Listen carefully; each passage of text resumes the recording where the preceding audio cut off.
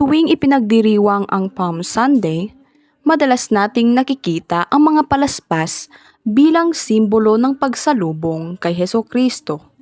Ngunit higit pa sa isang tradisyon o dekorasyon, ang mga palaspas ay may malalim na kahulugan na nakaugat sa kasaysayan, pananampalataya at sa tunay na misyon ni Kristo. Sa likod ng masayang pagtanggap ng mga tao noon, may nakatagong hindi nila lubos na naunawaan. Isang katotohanang patuloy pa ring mahalaga hanggang sa kasalukuyan. Pagkatapos ng sigaw na hosana, natural na tanungin, bakit palaspas ang ginamit ng mga tao? Sa kulturang Hudyo, ang palaspas ay hindi simpleng dahon lamang. Isa itong makapangyarihang simbolo ng tagumpay, kalayaan at panalo laban sa kaaway. Ginagamit ito sa mga pagdiriwang kapag ang Israel ay nagtatagumpay, lalo na pagkatapos ng mga labanan. Halimbawa, matapos ang tagumpay sa Maccabean Revolt, pumasok ang mga Hudyo sa templo na may dalang palaspas bilang tanda ng kanilang tagumpay at paglaya. Kaya nang salubungin nila si Jesus gamit ang palaspas, malinaw ang kanilang mensahe. Inaakala nilang siya ang magliligtas sa kanila mula sa kanilang mga kaaway at magbabalik ng kaluwalhatian ng Israel. Walang trono, walang hukbo, at walang palasyo. Ngunit tinanggap si Jesus na parang isang hari. Ipinatong ang mga palaspas sa daan, iwinawagayway na parang watawat, at sumigaw ng papuri ang mga tao. Para sa kanila, isa itong royal procession, parang pagpasok ng isang nagwaging hari sa lungsod.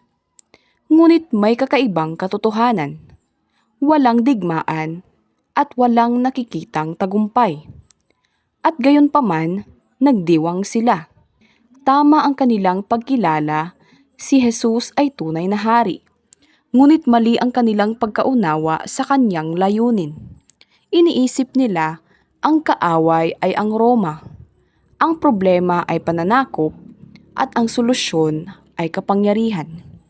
Ngunit para kay Jesus, ang tunay na kaaway ay kasalanan, ang tunay na bilangguan ay kamatayan, at ang tunay na tagumpay ay ang krus.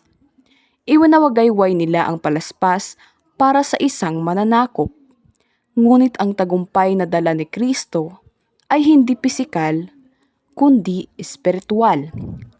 Narito ang masakit na katotohanan. Ang parehong kamay na may hawak ng palaspas ay tahimik nang dumating ang crucifixion of Jesus. Ang parehong tinig na sumigaw ng hosana ay hindi siya ipinagtanggol sa kanyang paghihirap. Nang makita nilang hindi niya pababagsakin ng Roma, nawalan ang kanilang sigla. Hinanap nila ang isang haring makapangyarihan, ngunit ipinakita ni Jesus ang isang haring handang mag-alay ng sarili. At ang ganitong uri ng hari ay mas mahirap sundan. Ang Palm Sunday ay hindi lamang kwento ng nakaraan. Ito ay salamin ng ating pananampalataya ngayon. Madali nating tanggapin si Kristo kapag maayos ang buhay. Pinupuri natin siya kapag nasusunod ang ating kagustuhan. Ngunit paano kapag dinadala niya tayo sa pagsubok? Sumusunod pa rin ba tayo? O unti-unti tayong lumalayo? Ipinapakita ng palaspas ang isang mahalagang babala.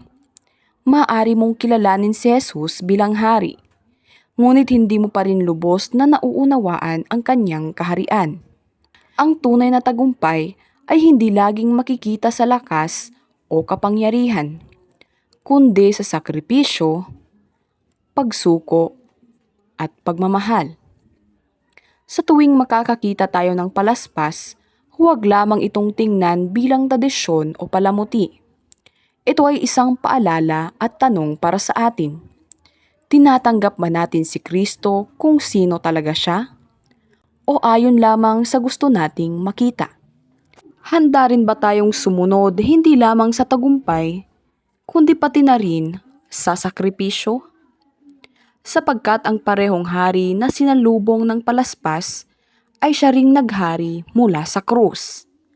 At doon matatagpuan ang tunay na kahulugan ng tagumpay. Maraming salamat po sa inyong panonood.